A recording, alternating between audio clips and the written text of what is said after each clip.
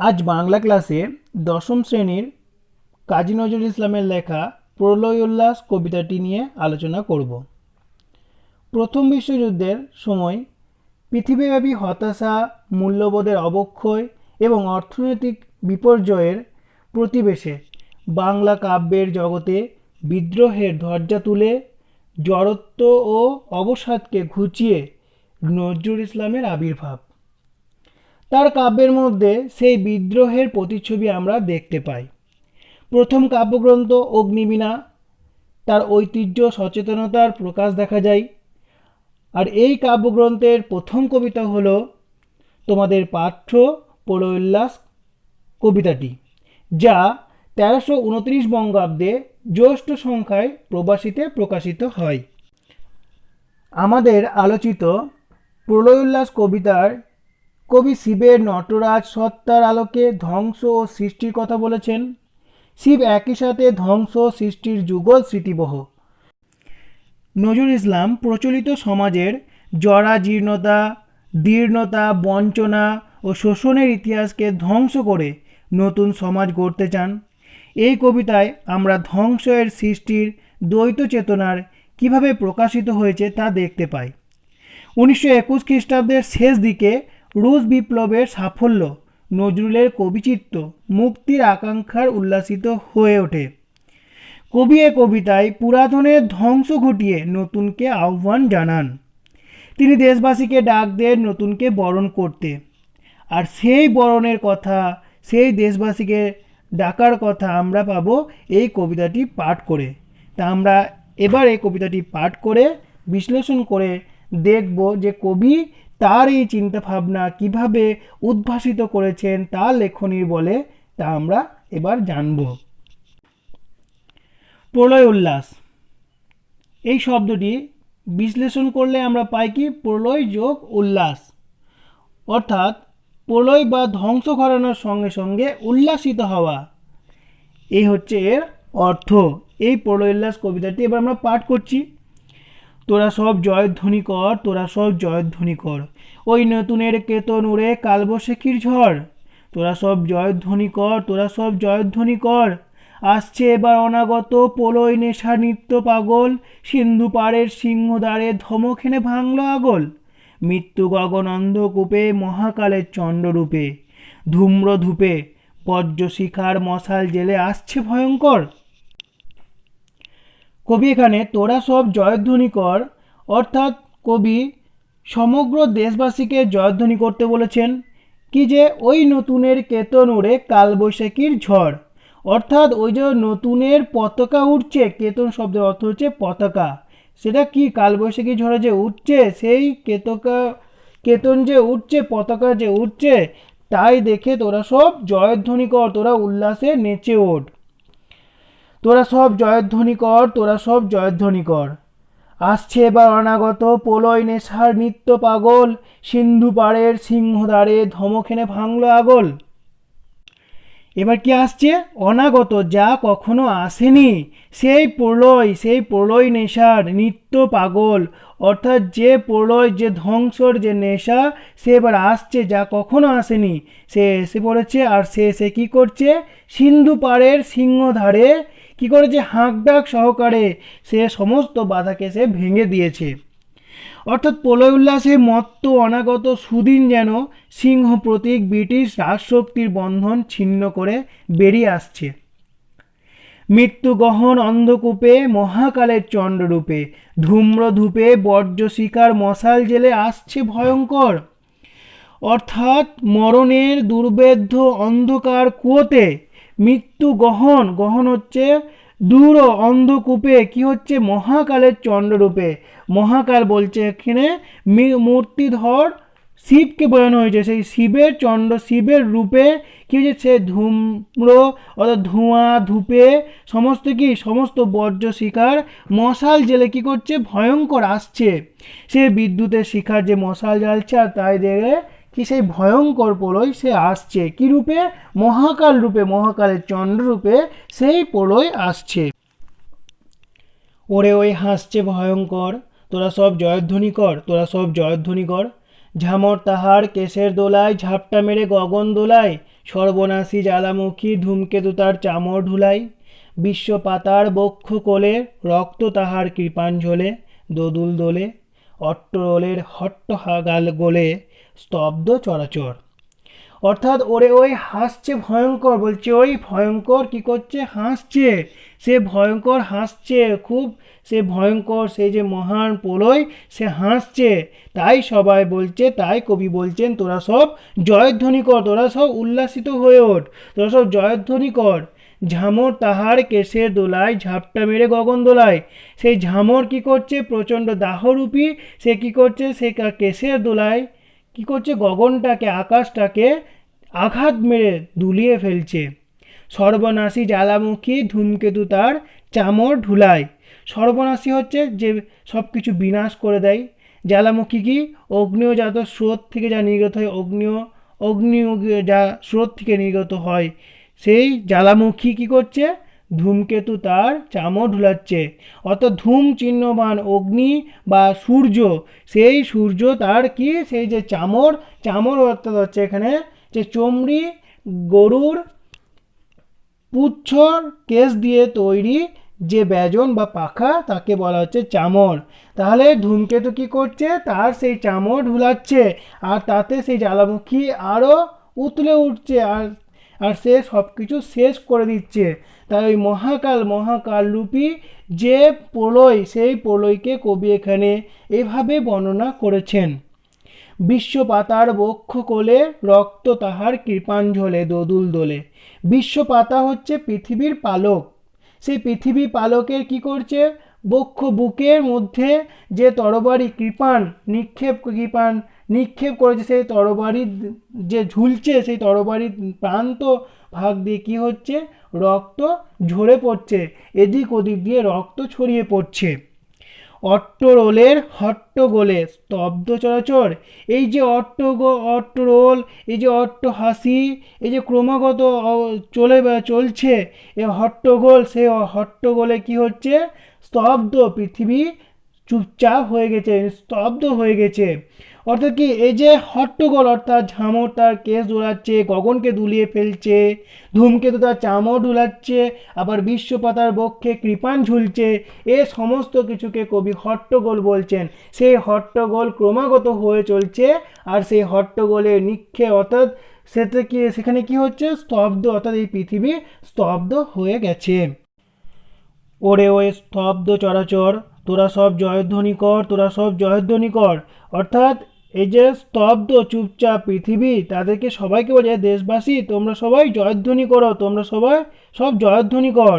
দ্বাদশ রবির বন্যি জ্বালা, ভয়াল তাহার নয়ন কটায়, দিগন্তরের কানন লুটায়, পিঙ্গল তার ত্রষ্ট জটায়।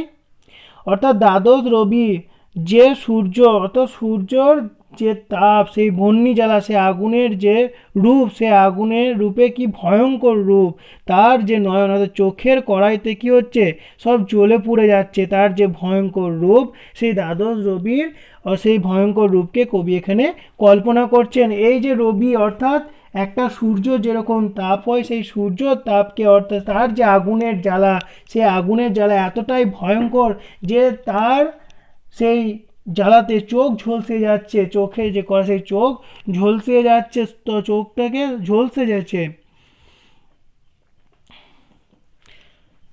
দিগন্তরে কানন লুটায়, পিঙ্গল তার ত্রস্ত জটায়। অর্থাৎ অন্য দিকের যে কানন, সেই কানন লুটিয়ে পড়ছে কোথায়, পিঙ্গল হচ্ছে এখানে নীল পীত মিশ্র বর্ণ, সেই পিঙ্গল তার ভীত জটায়।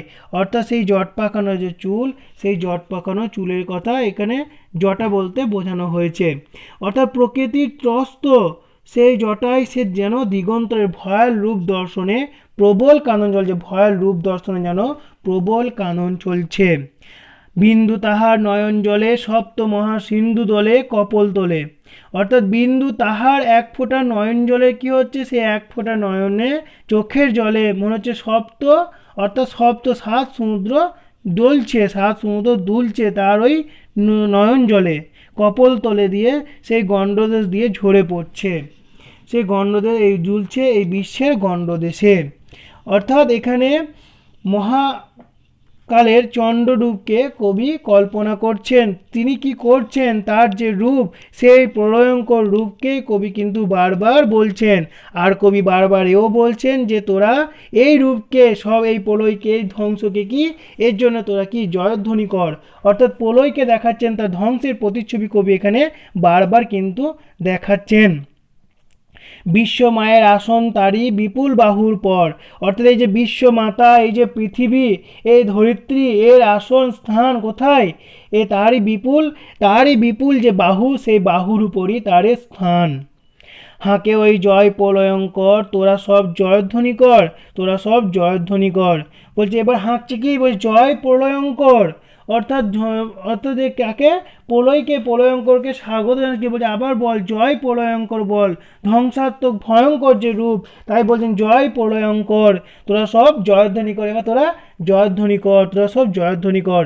মা ভয় জগৎ জুড়ে প্রলয় এবার ঘনিয়ে আসে, জড়াই মরা মুমূর্ষদের প্রাণ লুকানো ওই বিনাশে। এবার মহানিশা শেষে আসবে উষা অরুণ হেসে করুণ বেশে, দিগম্বরে জটায় হাসে শিশু চাঁদের কর। বলছে মা ভয়, কোনো ভয় না করে নির্ভয়ে জগৎ জুড়ে প্রলয় এবার ঘনিয়ে আসে। এই জগৎ জুড়ে যে প্রলয়, সেই পৃথিবী যে জুড়ে যে প্রলয় ঘনিয়ে আসছে, সেই প্রলয় এবার ঘনিয়ে আসছে। জরাই মরা মুমূর্ষদের প্রাণ লুকোনো ওই বিনাশে, অর্থাৎ জরাই রোগে অপুষ্টিতে ভুগছে যারা, সেই মুমূর্ষ রোগী, অর্থাৎ যাদের কি মৃত্যু মুখে পতিত, তারা কি ওদের প্রাণ ওই লুকোনো আছে কোথায়, ওই বিনাশে, ওই প্রলয়ে তাদের প্রাণ লুকিয়ে আছে। এবার মহানিশার শেষে আসবে উষা অরুণ হেসে করুণ বেশে। বলছে এবারে যে মহান রাত্রি, যে গভীর রাত্রি শেষে কি আসবে, উষা ভোর হবে, সূর্য হেসে কি করবে, দুঃখিত হয়ে দুঃখময় বেশে সে আসবে। দিগম্বরের জটায় হাসে শিশু চাঁদের কর, অর্থাৎ দিগম্বর হচ্ছে শিব, সেই শিবের জটায় কি, শিবের জটায় শিশু চাঁদ, যে চাঁদ আছে, সেই শিশু চাঁদের হাসিতে কিরণে সব কিছু ভরিয়ে দেবে। অর্থাৎ এখানে কবি বলতে চাইছেন যে জগৎ জুড়ে যে প্রলয় ঘনিয়ে আসছে, সেই প্রলয়কে কবি ভয় না করে তাকে অভয়দানের চেষ্টা করার কথা বলেছেন। আর তিনি বলছেন কি, যে জরাজীর্ণ মৃত্যুমুখে মুমূর্ষদের যে বিনাশ, সেই মুমূর্ষ ওদের বিনাশ করে লুকোনো প্রাণের যে নবচেতনা উদ্বুদ্ধ করতে কবি বারবার চাইছেন। অর্থাৎ এই জরা জীর্ণ, এই মুমূর্ষ সব কিছু ত্যাগ করে একটা নতুন মুহূর্ত, নতুন জয় আসবে, অর্থাৎ নতুন কেতন উঠবে, নতুন জয় হবে, তার জন্যই কবি বারবার কথা বলছেন। আর কি, আর ওখানে বলছেন যে এ মহারাত্রি, অর্থাৎ রাত্রি শেষে কি বসবে, ভোর হবে, ভোর হয়ে সূর্য আসবে, সেই সূর্য কি দুঃখময় ব্যথিত এক সূর্য, সে নিজের বেশে আসবে। আর কি হবে, যারা দিগম্বর তথা শিবের চটাই শিশু চাঁদের স্নিগ্ধ কিরণ, সেটাও উদ্ভাসিত হয়ে উঠবে, কথা কবি বলছেন। আলো তার ভরবে এবার ঘর, তোরা সব জয়ধ্বনি কর, তোরা সব জয়ধ্বনি কর। বলছে আলোটা তার এবার কি ঘর ভরে উঠবে, তোরা সব জয়ধ্বনি কর, তোরা জয়ধ্বনি কর। কবি আবার জয়ধ্বনি করতে বলেছেন, তার আলোয় অতি সাধারণ সব মানুষের ঘর ভরে উঠবে। ওই সে মহাকাল সারথি রক্ত তরি চাবুখানে, রনিয়ে ওঠে হেস্টার কানন বজ্রগানে ঝড় তুফানে।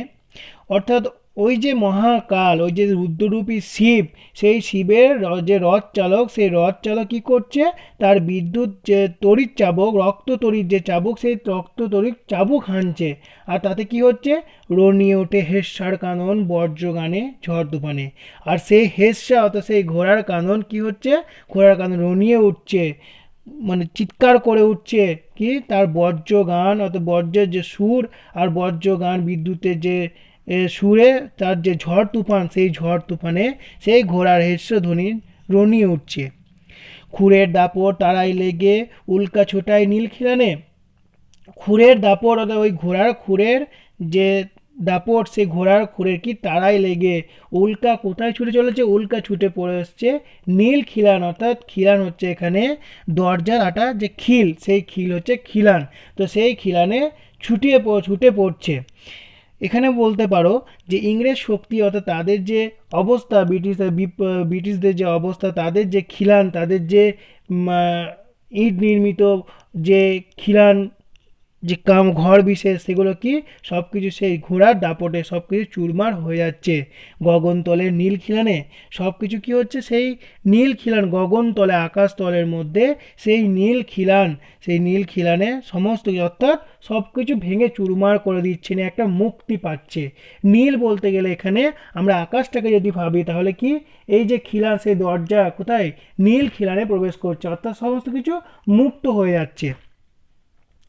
অন্ধকার আর বন্ধকূপে দেবতা বাধা যজ্ঞযূপে পাষাণ স্তূপে, অর্থাৎ যে অন্ধ কারাগার, সেই অন্ধ কারাগারকে কি হয়েছে, দেবতা বাঁধা পড়ে আছে কোথায়, সেই যজ্ঞযূপে, যেখানে যে বলি দেওয়া হয় সেই যজ্ঞযূপে পাষাণ স্তূপে কি করছে, দেবতাকে বাঁধা পড়ে আছে, সেই অন্ধ কারাগারে বাঁধা পড়ে আছে। এই তোরে তার আসার সময় ওই রথ খড়গড়, বলছে এটাই তো তার আসার সময় হয়েছে, ওই রথ ঘড়ঘড়, ওই যে রথ ঘড়ঘড় যে শব্দ, সেই রথ ঘড়ঘড় শব্দ দিয়ে এবার তার আসার সময় হয়েছে।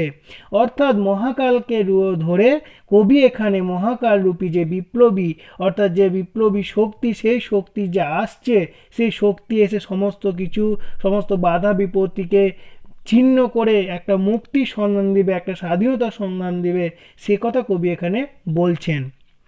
শোনা যায় ওই রথ ঘড়ঘড়, তোরা সব জয়ধ্বনি কর, তোরা সব জয়ধ্বনি কর, বলছে শোনা যাচ্ছে ওই রথ ঘড়ঘড়, রথের যে ঘড়ঘড় ঘর্ষণ যে আওয়াজ, সেটা শোনা যাচ্ছে, তোরা সব জয়ধ্বনি কর, তোরা সব জয়ধ্বনি কর। ধ্বংস দেখে ভয় কেন তোর, বলছে ধ্বংস দেখে কেন তোরা ভয় করছিস, এ ধ্বংস দেখে তোদের ভয় করার কিছু নেই। প্রলয় নতুন সৃজন বেদন, অর্থাৎ প্রলয় ধ্বংস কি করে, নতুন এই যে ধ্বংস, সেই ধ্বংস কি সৃষ্টির বেদন, সৃষ্টি, অর্থাৎ এই ধ্বংসই কী হবে, সৃষ্টি করবে। এই যে কষ্ট, এই ধ্বংস সৃষ্টির বেদন, এটাই হচ্ছে বেদনাদায়ক সৃষ্টি। এই যে ধ্বংসের মধ্যে দিয়ে সৃষ্টি হবে, নতুন কিছু সৃষ্টি হবে। আসছে নবীন জীবন হারা অসুন্দরে করতে ছেদন, বলে নবীন আসছে, ও যে আসছে নবীন, পুরাতনকে আঘাত করে ওই নবীন আসছে, সে এসে কী করবে, এই যে অসুন্দর, যেটা অপ্রীতিকর, যেটা খারাপ, সেই খারাপকে ছেদন করবে, সেই অসুন্দর কুৎসিতকে ছেদন করে সুন্দর নতুনের আহ্বান করবে। তাই সে এমন কেশে বেশে, বলছে তাই তো সে এরকম কেশ, তার এরকম চুলের বিন্যাস, তো এরকম পোশাক পরেছে, তাই তো এরকম পোশাক পরিচ্ছদ পরে আছে।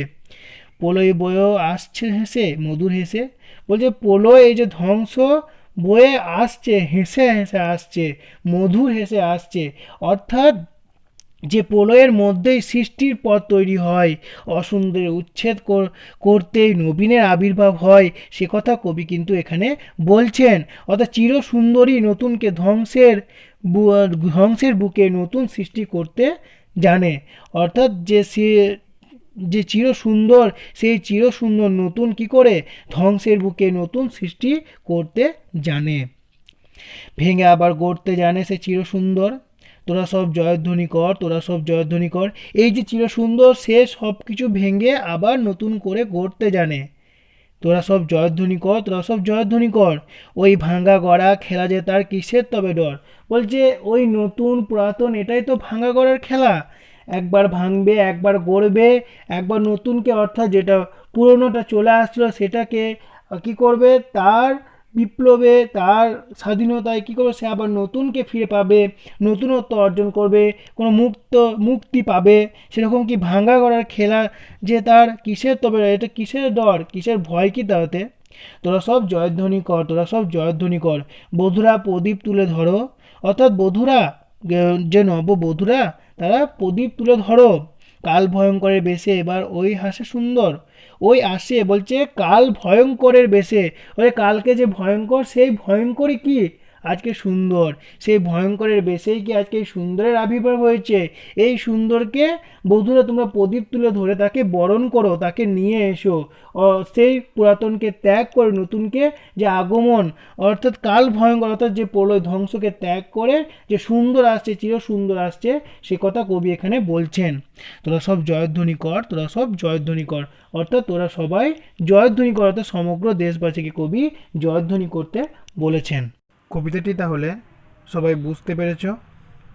যদি কারো কোনো প্রশ্ন থাকে আমাকে কমেন্ট সেকশনে জানাও।